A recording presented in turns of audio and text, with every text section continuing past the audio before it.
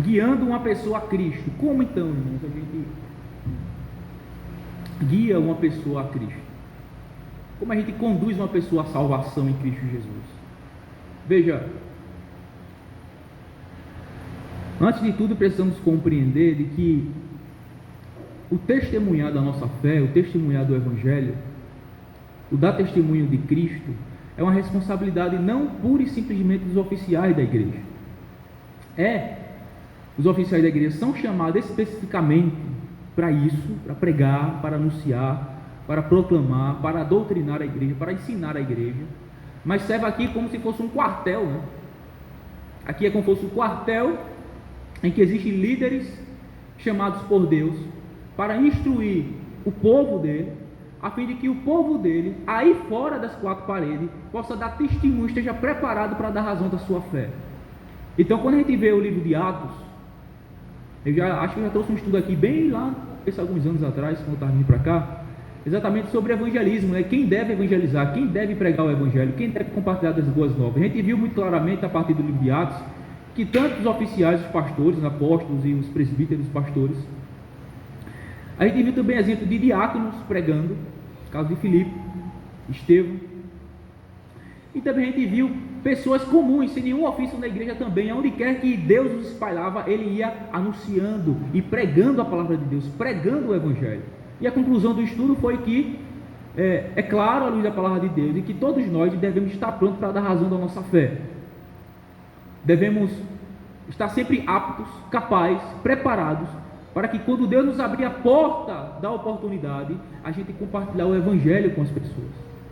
Falar sobre Jesus de forma simples, de forma clara, objetiva, direta, à luz da palavra de Deus, das verdades que ela revela a respeito de três personagens, vamos dizer assim: Deus, Jesus, em relação à sua obra que ele fez para salvar os pecadores, e os próprios pecadores. Esses são os três elementos do evangelismo.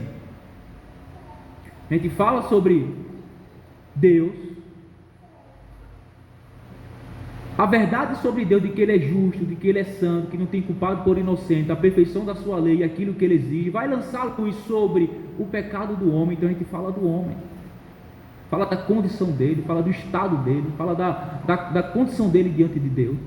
E depois, quando o homem estiver já sufocado, né, com seu estado deplorável diante de Deus, é como os puritanos costumavam fazer, ele pregava a lei, pregava a lei, pregava a lei, pregava a lei, pregava a lei. Quando os pecadores já não aguentavam mais, já estavam sufocados, quase morrendo, então ele apresentava agora as boas novas de Jesus Cristo, pregava o evangelho, anunciava a Cristo como única esperança de salvação e de perdão para qualquer pecador, né? Então, basicamente é isso. Então, por onde começar? Por onde começar? Devemos começar deixando claro às pessoas que longe de Cristo elas estão completamente sem esperança, estão completamente perdidos e presos no pecado. Então, assim que começa a pregação do Evangelho. Na verdade, antes da pregação do Evangelho, começa-se a pregação da lei. Porque o Evangelho, pregar o Evangelho não é pregar a lei de Deus. O Evangelho é uma mensagem muito bem específica e delineada na Escritura Sagrada, que fala especificamente e diretamente sobre Cristo e o que Ele fez para salvar os pecadores. Então fala da vida de Cristo, fala da morte de Cristo, fala da ressurreição de Cristo, fala da ascensão de Cristo, da volta de Cristo para salvar os pecadores, para buscar o seu povo salvo.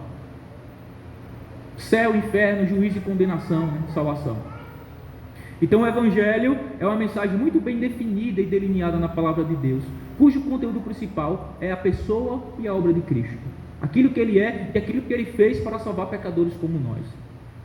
Então, antes da gente pregar o Evangelho para alguém, é necessário que a gente pregue primeiro a lei, o caráter de Deus, o ser de Deus, a justiça de Deus, a santidade de Deus, a pureza de Deus, a retidão de Deus, com base em sua lei, que consequentemente vai lançar luz sobre a condição do homem diante de Deus, e vai mostrar muito claramente de que longe de Cristo Sem estarmos reconciliados com Ele pela fé, o homem está completamente perdido e preso no pecado, escravo no pecado.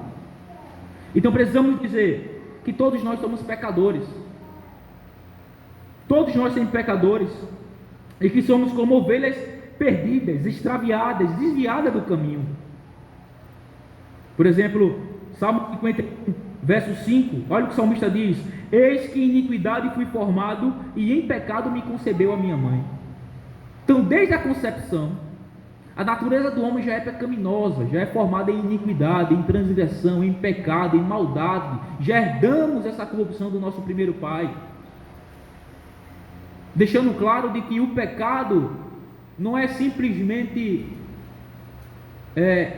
um desvio moral, mas é algo que nós herdamos dos nossos primeiros pais. Herdamos do primeiro desvio moral do nosso pai Adão e Eva. É como uma doença hereditária, como um pai ou uma mãe que tem AIDS. Se ele gera um filho, o filho vai nascer necessariamente com AIDS também. Uma doença hereditária. Assim é o pecado.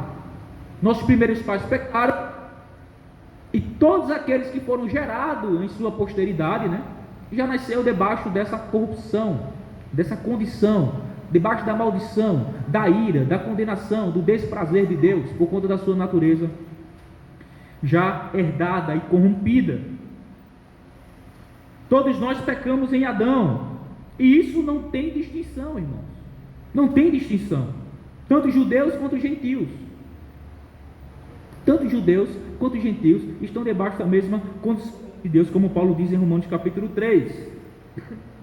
Todos pecaram e carecem da glória de Deus. Portanto, todos os homens é como ovelhas perdidas, as quais Jesus sai para buscar. Se o homem está perdido, ele não está salvo, né? Se o homem é escravo, ele não é livre, né? Se o homem está morto, ele não está vivo, ele não tem vida. Então essa é a condição. Se o homem está debaixo da maldição, ele não está debaixo da bênção de Deus. Isso eu estou falando aqui do homem natural, né? Estou falando daquele que já é salvo em Cristo, mas estou falando do homem natural, aquele que a gente deve pregar o Evangelho para eles. Deixar claro, irmãos, que ninguém pode ser salvo por obras, porque, de acordo com Isaías 64:6, as nossas melhores atos de justiça são como o trapo da imundícia. Veja o que diz: mas todos nós somos como o imundo, e todas as nossas justiças como o trapo da imundícia. E todos nós murchamos como a folha, e as nossas iniquidades como o vento nos arrebata. Então veja a condição do homem. O homem não tem condições, nem o poder, nem a capacidade, por si mesmo, atingir o padrão que Deus estabeleceu na sua palavra para ser salvo pelos seus próprios méritos. E por que não tem condições? Por conta daquilo que ele já herdou do seu pai Adão, a corrupção, a maldade, a iniquidade, de maneira que ele não pode, nem tem a capacidade de alcançar o padrão estabelecido por Deus. Então, os seus melhores atos, as suas melhores ações, seus melhores atos de justiça, são como trapos da imundícia, não serve para nos justificar, para nos salvar, para nos fazer meritório da salvação de Deus. E aí eu já... Água. O microfone está aqui. Mas deixa eu descarregar que eu troco.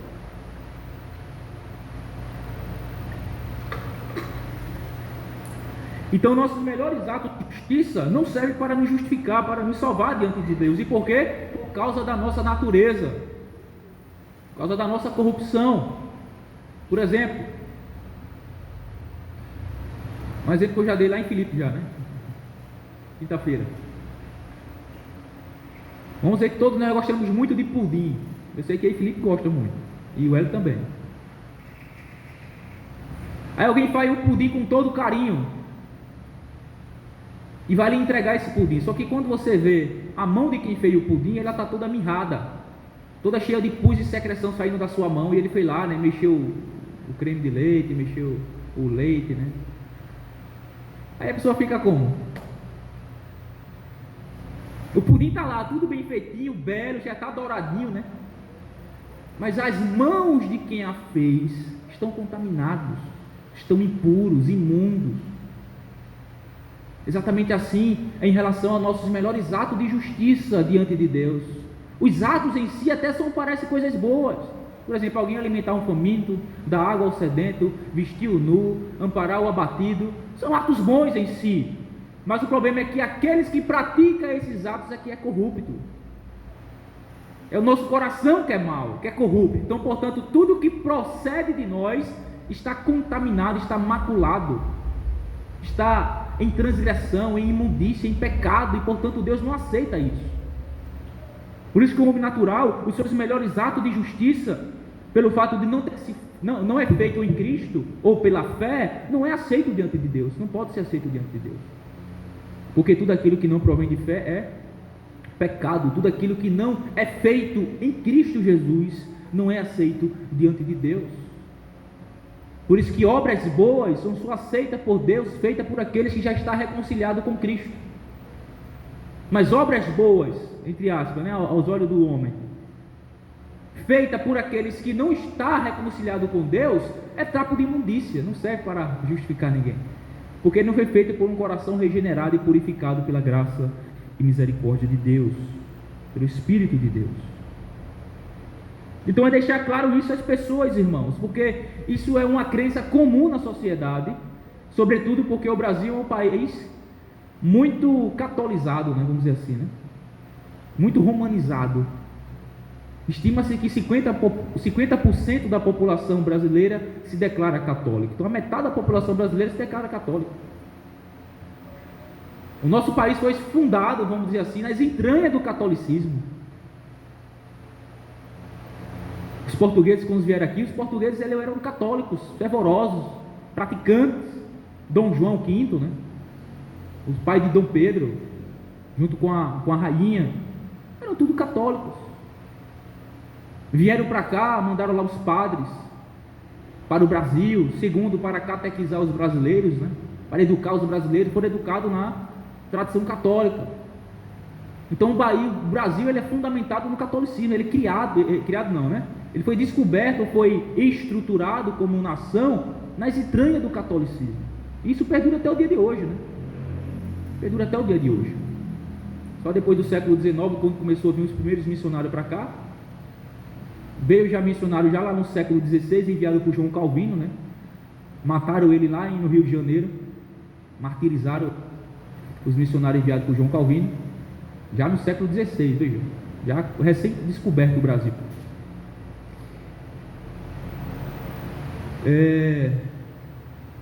Mas o catolicismo tomava conta, os protestantes que chegou aqui mataram, e aí só lá do século XIX, 1800 e alguma coisa, que começou a vir os primeiros missionários para aqui para o Brasil. Veio aqui o primeiro congregacional, depois chegou o primeiro presbiteriano, depois chegou o primeiro batista, e começou então a fé evangélica protestante a ser anunciada e proclamada aqui no Brasil. Mas a nação brasileira é fundamentada nas entranhas do catolicismo. Então 50% da população brasileira se declara católica, e segundo a doutrina católica, o ensino católico, a doutrina católica, o que é ensinado? De que o homem é salvo pelas obras, de que o homem é salvo por fazer as rezas, por fazer as romarias, por fazer as peregrinações, por participar das festas, de participar da missa, dos sacramentos, e tudo isso são meios através dos quais a pessoa conquista a justiça necessária e suficiente para ser aceito por Deus.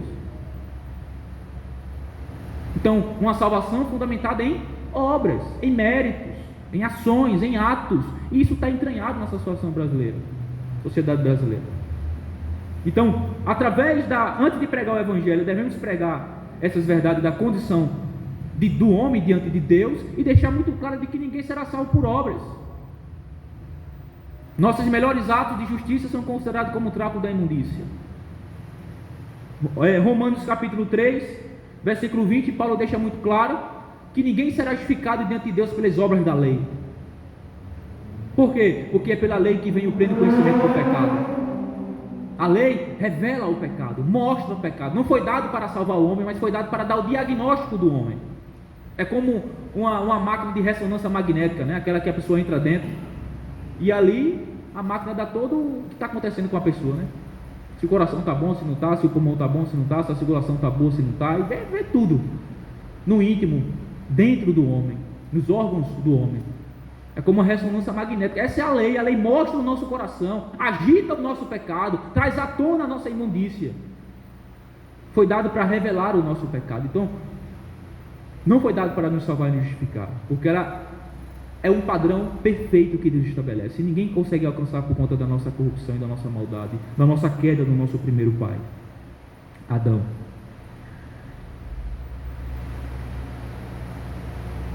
A parte da graça de Deus, nossos corações são enganosos, fora de alcance de qualquer tipo de cura.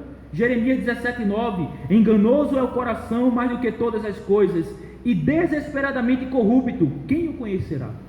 Desesperadamente corrupto, perverso, mau, ímpio, transgressor, inimigo de Deus, quem pode conhecer o coração do homem? É um poço sem fundo de iniquidade. Então deixa claro que ninguém pode ser salvo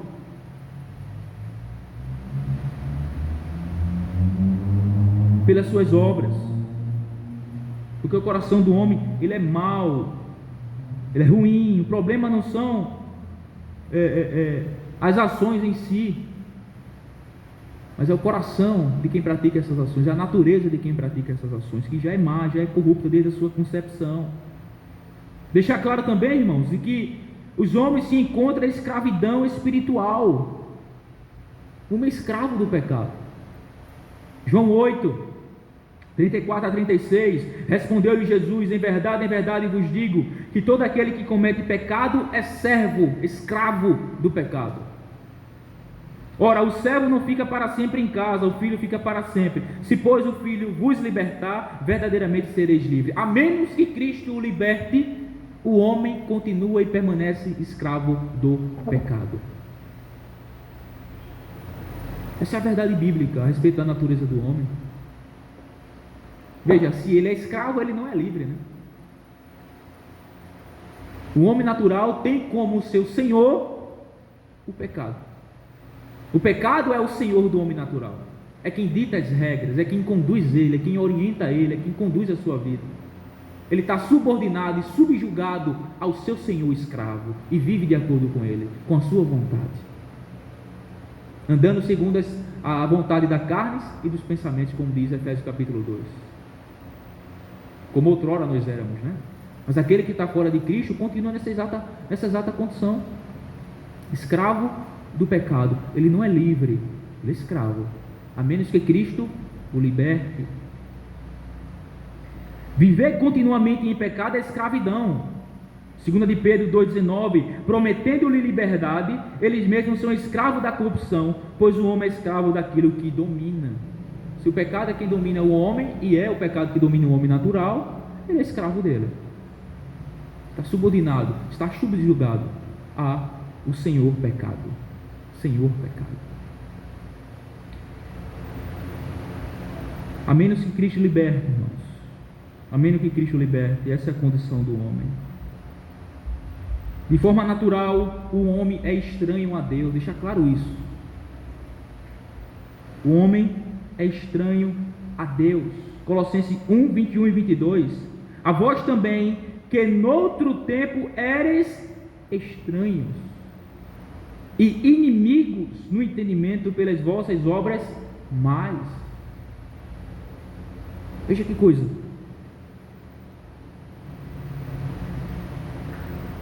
Tanto estranho como também encontra-se sem esperança e sem Deus no mundo.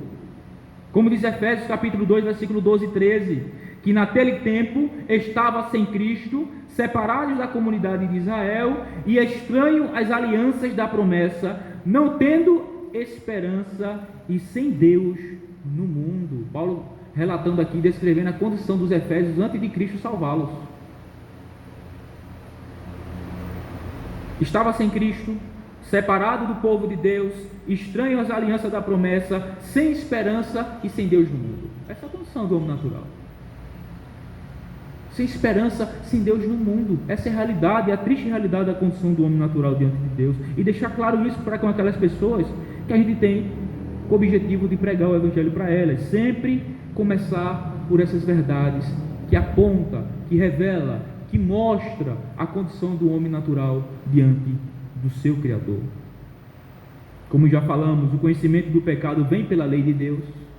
Então, para que você prove a maldade dele, né? Prove a maldade do homem, você então expõe a lei. Você expõe a lei. Porque pela lei é que vai vir o quê? O conhecimento do pecado. Como Paulo diz em Romanos 3, 19 e 20. Romanos 7, 7. Eu não sabia,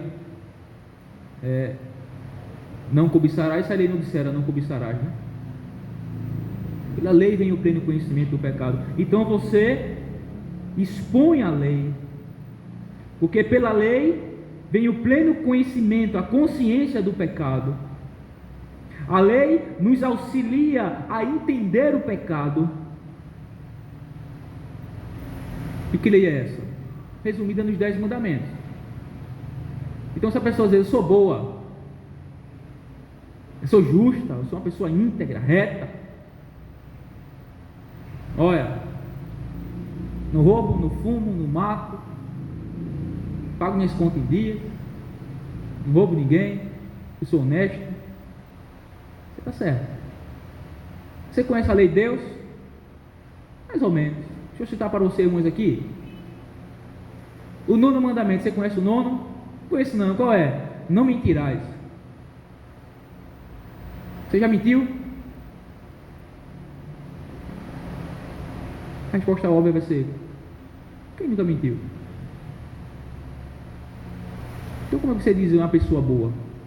Se o padrão de bondade, se o padrão de retidão, se o padrão de justiça é a lei de Deus, a qual você transgrediu. Você não vive de acordo com ela. Você transgrediu ela, você pecou contra ela, você quebrou ela. Você é um culpado diante de Deus. Você já mentiu, quebrou o 9º mandamento. Você já cobiçou alguma mulher no seu coração? Desejou alguém? Você já adulterou, você cobiçou. Você já odiou alguém no seu coração? Você assassinou, você é um assassino diante de Deus. Você já desonrou seu pai e mãe? Já levou uma pizza de papai e mamãe quando você traquinou? Já. Então você desonrou os pai e a mãe, quebrou o 5º mandamento. Veja, a lei vai revelar todo o nosso pecado, nossa imundície. E como Paulo diz no capítulo 3, versículo 19, vai calar a nossa boca. Vai botar o dedo na nossa boca assim: cala a boca, que você não é bom não, você não é justo não. Você merece a condenação, você é culpado. Então ela vai trazer a consciência ao pecado, ela vai auxiliar a pessoa a entender o seu pecado. Ela vai lançar luz sobre a maldade do homem. E consequentemente a isso, agora você fala a respeito da justiça de Deus. Douglas. Se alguém, mesmo depois de mostrando a lei, mostrando a lei também Mateus 5, né? Mesmo se não pecar, mas mostrando o coração, pega contra o Senhor. Exato. Mas se chegar até esse ponto, que a pessoa disser que nunca nem não é culpado, quais são os passos que poderia... Fala aquilo que eu já falei aqui algumas vezes. Pessoas que se julgam retas, né? E que julgam que não tem pecado. Ela está pecando. Mas fala assim: se a gente tivesse condição de extrair todo o seu pensamento do seu coração, colocar no DVD e colocar isso aqui nessa parede aqui exposto para todo mundo ver, a gente veria coisas boas? Somente coisas boas? Se a gente colocar no nosso coração tudo que passou pela nossa mente nos últimos anos, no último ano pelo menos, talvez na última semana, né? Nos últimos 15 dias, no último mês, e expor ele aqui, para todo mundo ver aqui nesse data show, os nossos pensamentos, a pessoa vai ficar simplesmente aterrorizada. Porque sobe o pensamento em nosso coração, irmão, tamanho de tal forma que a gente fica boquiaberto. Como eu estou pensando numa coisa dessa? E às vezes sem controle, de repente surge. Nossa maldade, veja. A gente tem que orar, tem que pedir a Deus misericórdia. A gente tem que pegar o arrependimento. Exato. No livro de Atos, capítulo 3, Uhum. versículo 19. Exatamente. A gente vai chegar lá. Vai chegar. A gente está só preparando o caminho, né? Para depois o chamado. Está só mostrando, argumentando, provando a maldade do homem, para depois, quando ele dizer, e agora? Como disse aqueles judeus lá em Atos 2, né? 37, 2,37. Compungiram-se em seu coração e disseram: varões e irmãos, o que faremos? Ficaram desesperados quando Pedro pregou, mostrando o pecado dele. Aí Pedro diz: agora arrependei-vos e sede batizados para receber o dom do Espírito.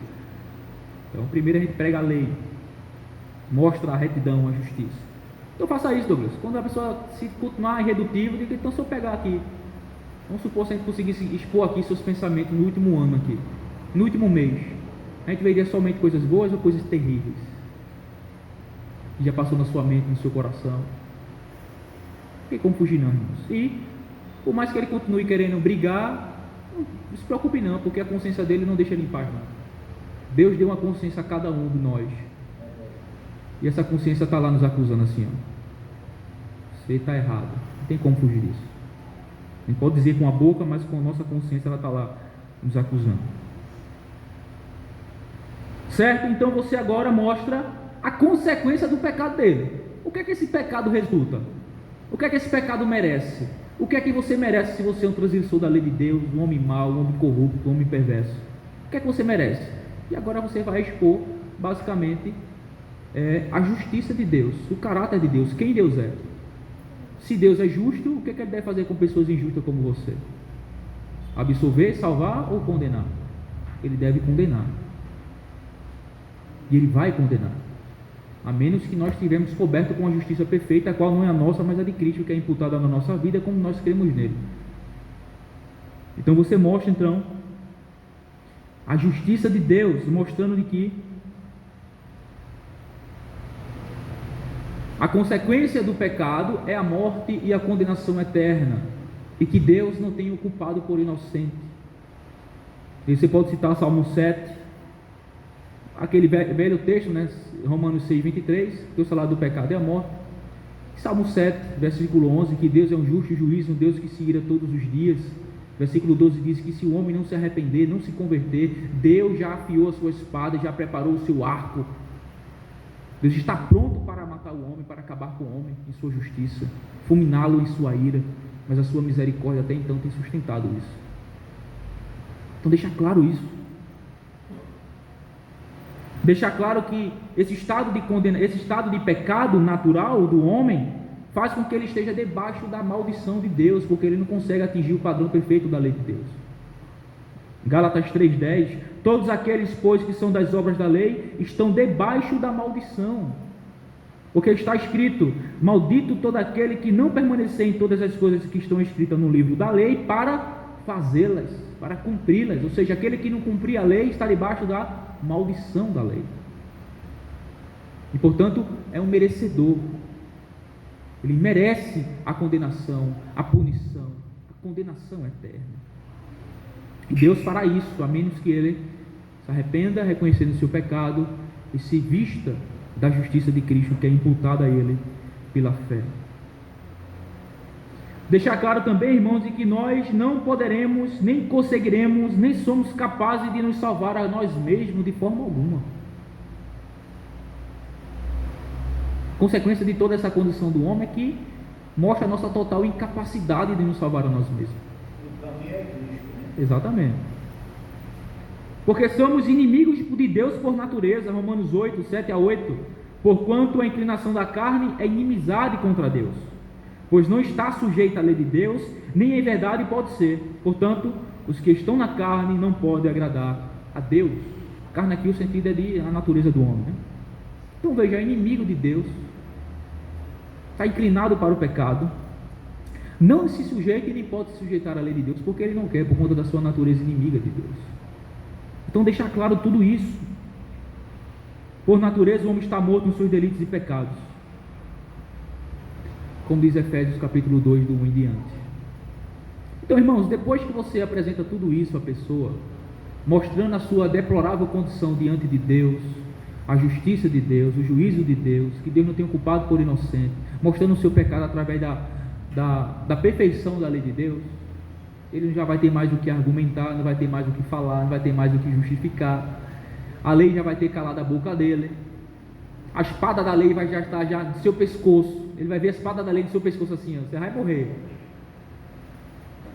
Eu não tenho culpado por inocente. Não tenho culpado por inocente.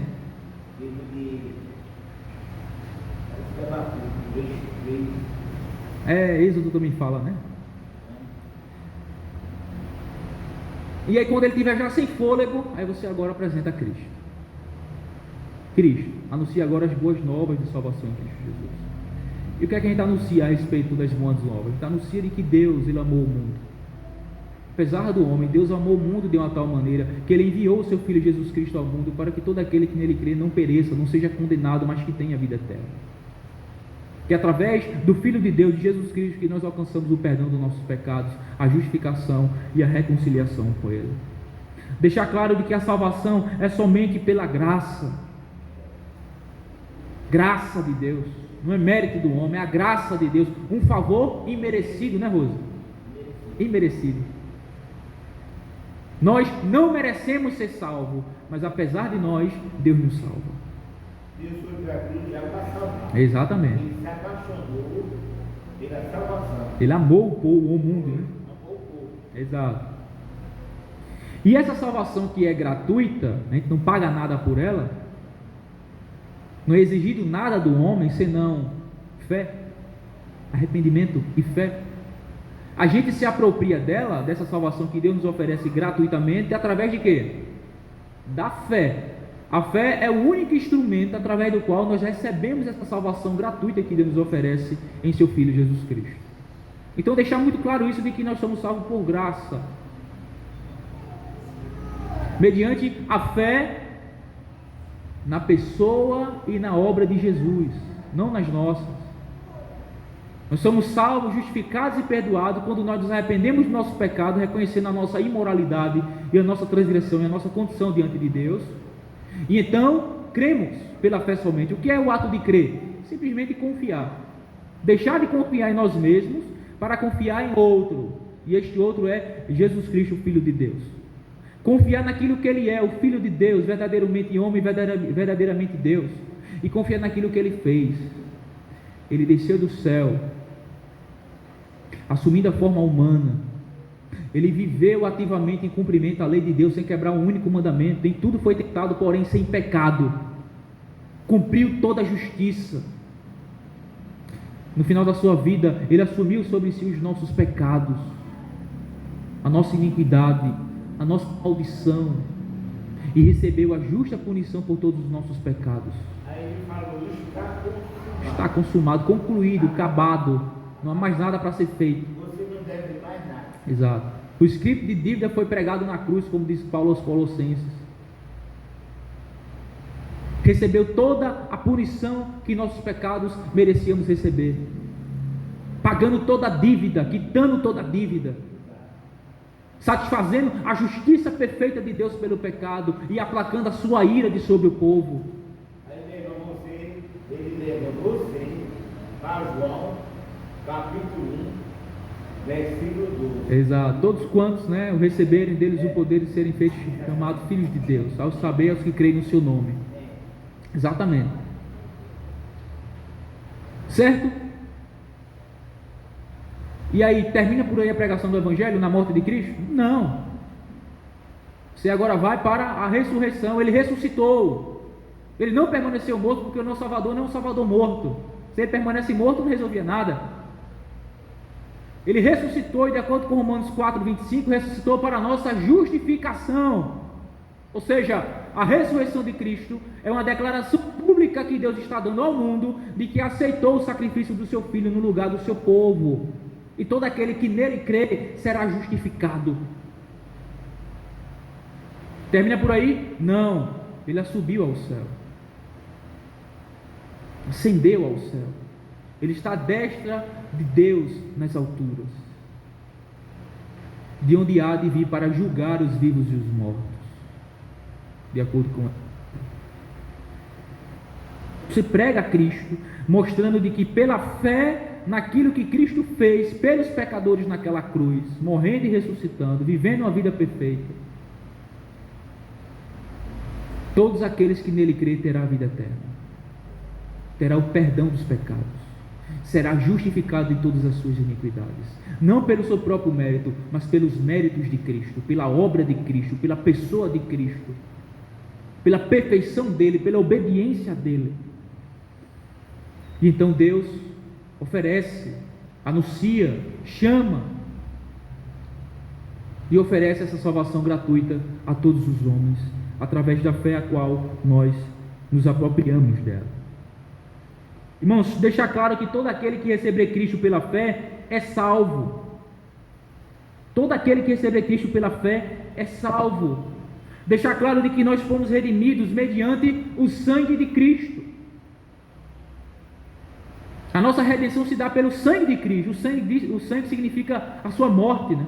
Sua vida derramada na cruz, como Pedro vai dizer, sabendo que não foi com coisas corruptíveis como prata ou ouro, que foste resgatado da vossa vã maneira de viver, que por tradição recebeste dos vossos pais, mas com o precioso sangue de Cristo, como do Cordeiro imaculado e incontaminado. O sangue de Cristo foi a moeda de transição, a moeda que ele usou para pagar pela nossa redenção. Não foi ouro, prata.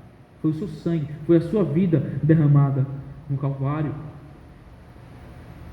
Deixar claro também, irmãos, que Jesus, ele é o único mediador entre Deus e os homens.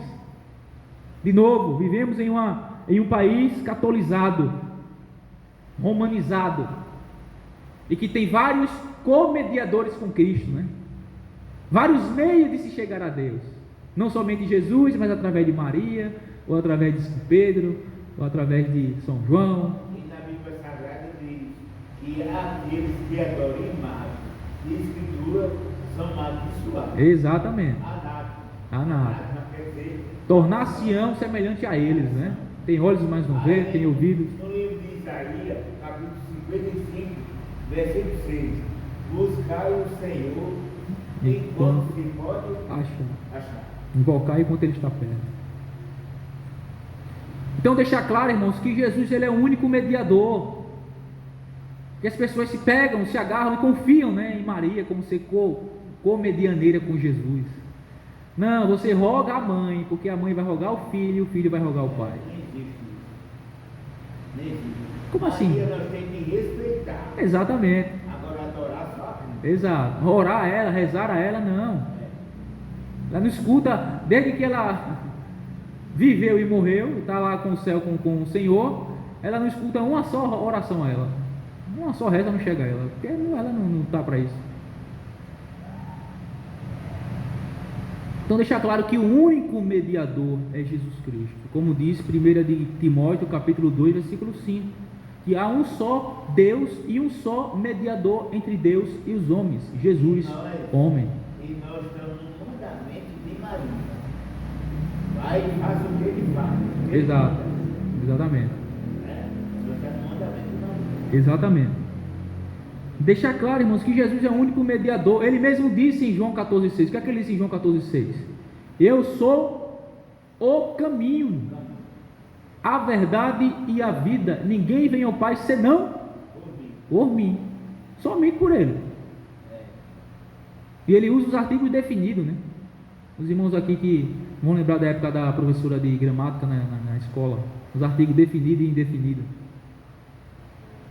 Artigo definido, saúde.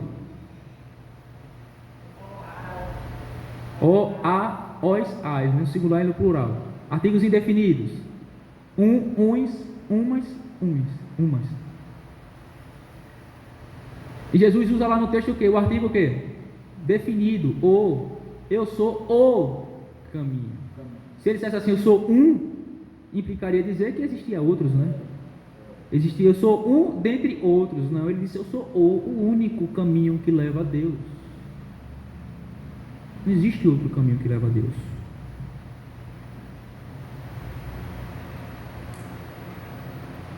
Deixar claro de que nós somos perdoados, justificados e limpos de toda culpa e condenação somente pela fé em Jesus Cristo. Somos perdoados, justificados somente e limpos de toda culpa e condenação somente pela fé em Jesus Cristo, irmãos. Somente pela fé em Jesus Cristo, mais nada. Mais nada. Para a justificação, para o perdão, para ser limpo da culpa e da condenação, somente a fé.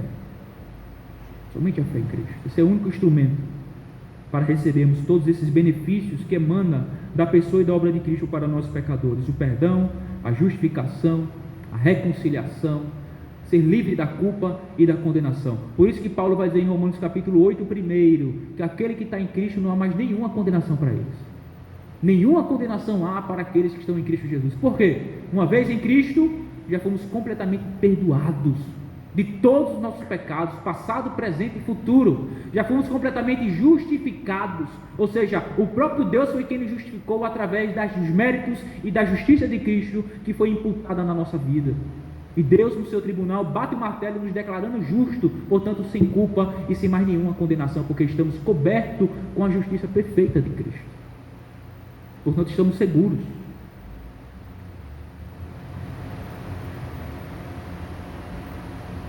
E aí nessa altura, se a pessoa começar já a ser convencida, né? E talvez olhar para a sua vida e dizer assim: mas irmão, ou irmã, eu já fiz tanta coisa ruim, irmã, tanta coisa que você nem imagina, que eu acho que não tem esperança para mim não. Aí você cita os exemplos bíblicos de homens que foram salvos pela graça de Deus. Exato. E aí Douglas está pregando para alguém e ele vai dizer: pô, irmão Douglas, olha, eu entendi tudinho, eu fui convencido, eu sei agora do meu pecado, de fato, eu sou isso que a Bíblia diz que eu sou. Mas veja, eu já fiz coisas tão abomináveis e mais, que eu acho que não tem esperança para mim não. E aí o que Douglas faz agora? Mostra alguns exemplos bíblicos. Mostra Deus salvando os publicanos, Mateus, né, Levi, Zaqueu. Mostra Jesus salvando as prostitutas. Mostra Jesus salvando Paulo. Quem era Paulo, né? Perseguidor e assolador da igreja. E por fim ele diz assim: e por fim, irmãos, eis aqui dentro da sua presença uma prova viva de que você pode ser salvo também, porque Ele me salvou. Se houve salvação para mim, é porque há também para você. Se houve esperança para mim de salvação e de perdão, é porque também há também para você.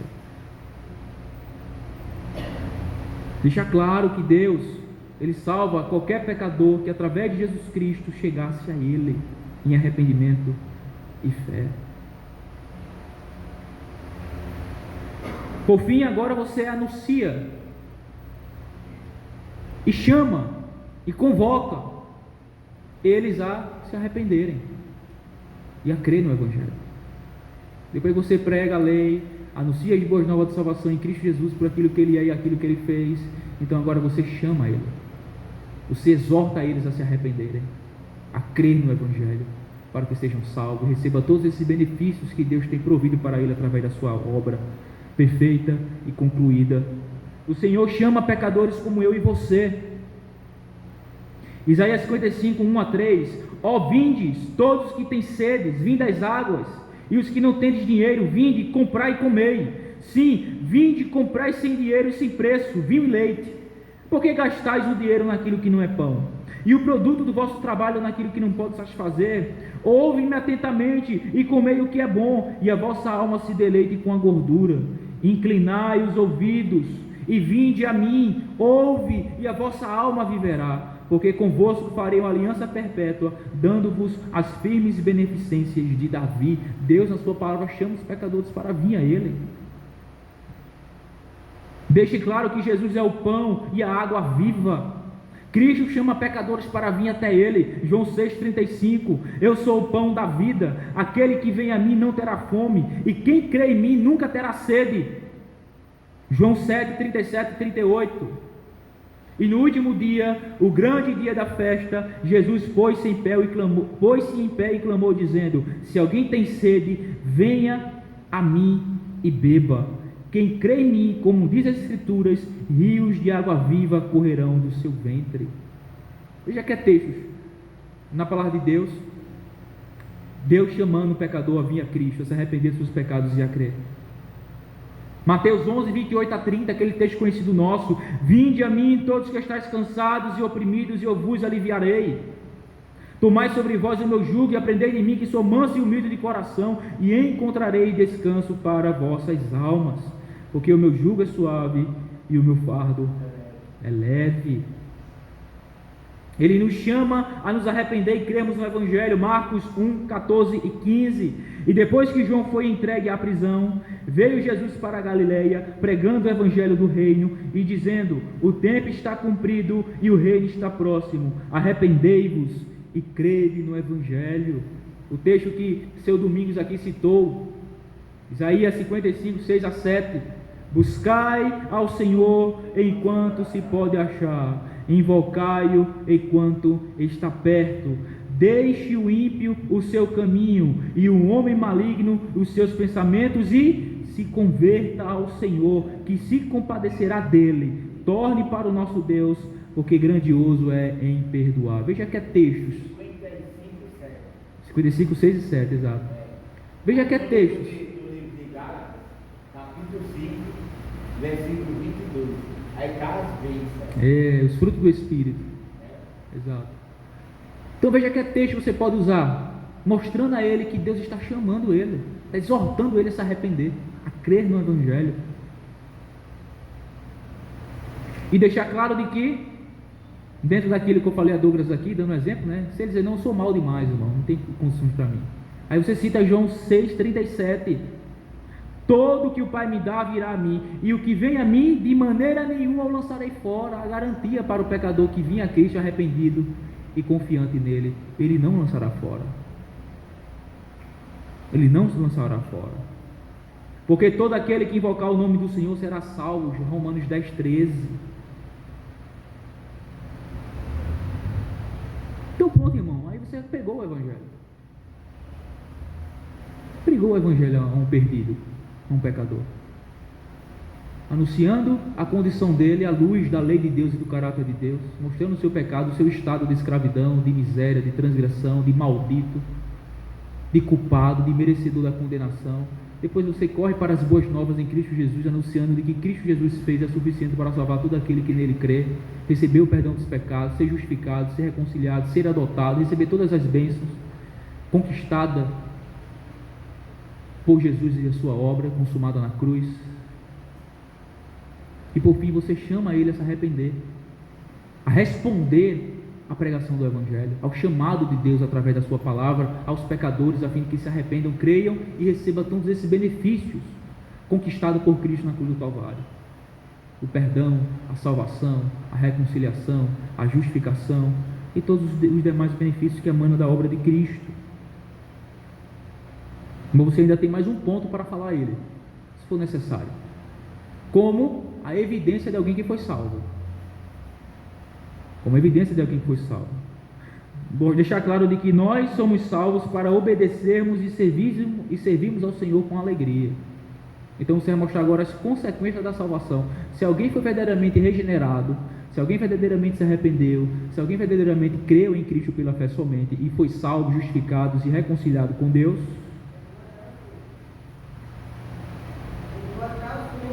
vai manifestar frutos na vida dessa pessoa.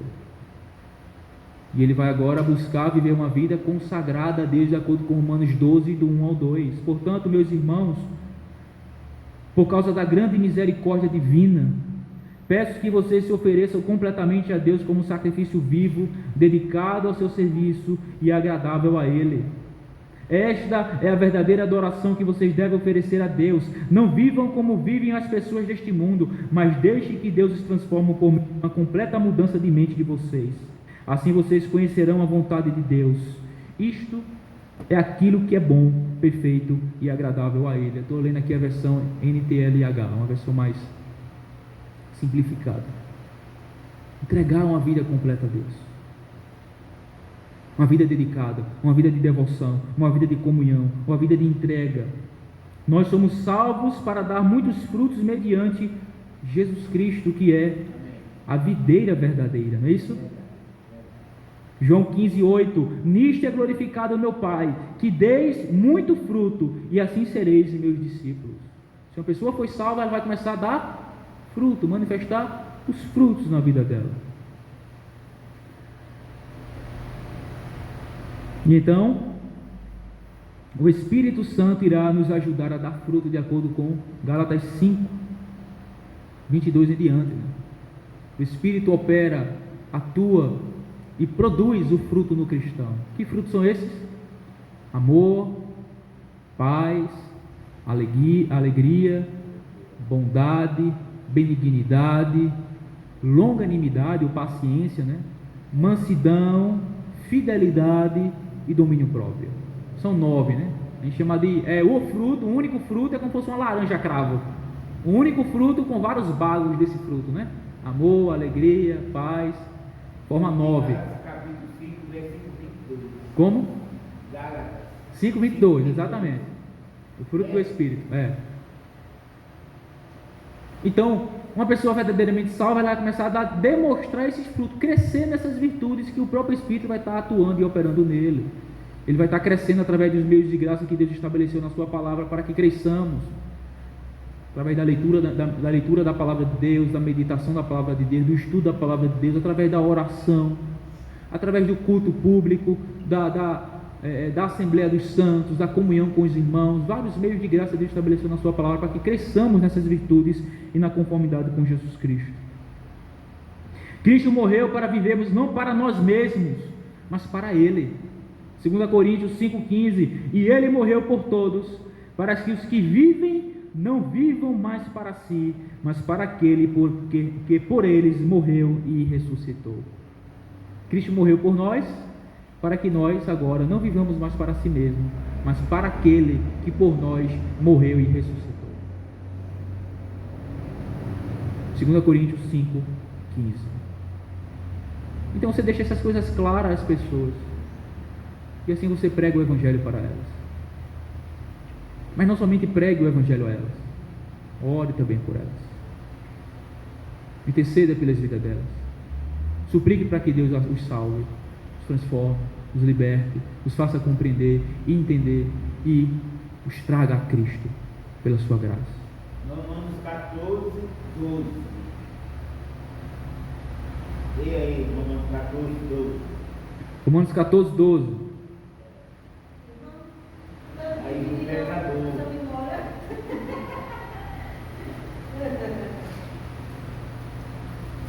Romanos 14, 12. Assim, pois, cada um de nós dará conta de si mesmo a Deus, não é isso? É isso. Exatamente. Cada um dá conta de si mesmo. Exato. Então, depois que você fizer tudo isso, irmãos, vocês orem por ele nas suas orações particulares, peçam oração por eles e descansaremos no Senhor, esperando que Deus atue uma obra na vida dessas pessoas que a gente tem compartilhado o Evangelho. Certo, meus irmãos? Amém. Os irmãos entenderam? Entendi. Os irmãos compreenderam? Carlinhos, Tem mais um ponto aí. liga lá. Quando na época eles citam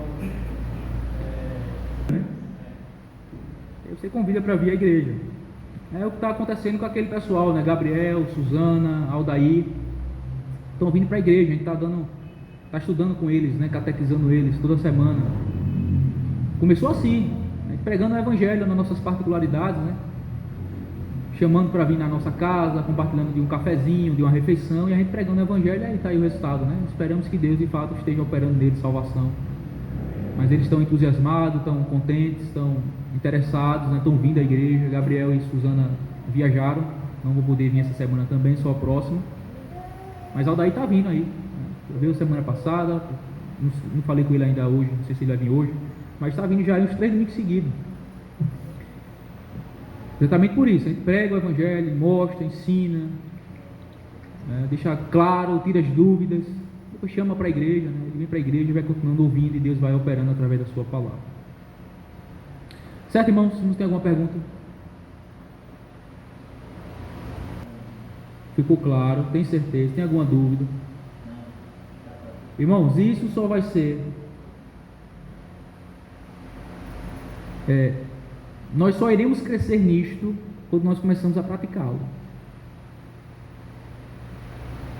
Aí talvez, não, pastor, mas eu tenho dificuldade de falar. Mas essa dificuldade vai sendo sanada quando a gente começar a praticar. Porque à medida que a gente vai praticando, também a gente vai aprendendo, vai desenvolvendo, vai amadurecendo. E a gente vai se tornando mais apto, mais capaz vai se tornando mais natural a gente falar do Evangelho. Já vai formando no nosso imaginário já uma linha assim continuada de como nós abordamos, falamos, quais assuntos a falar, como apresentar. Então vai se tornando mais fácil. Certo? Não tem nada que falar não, vocês? Ok.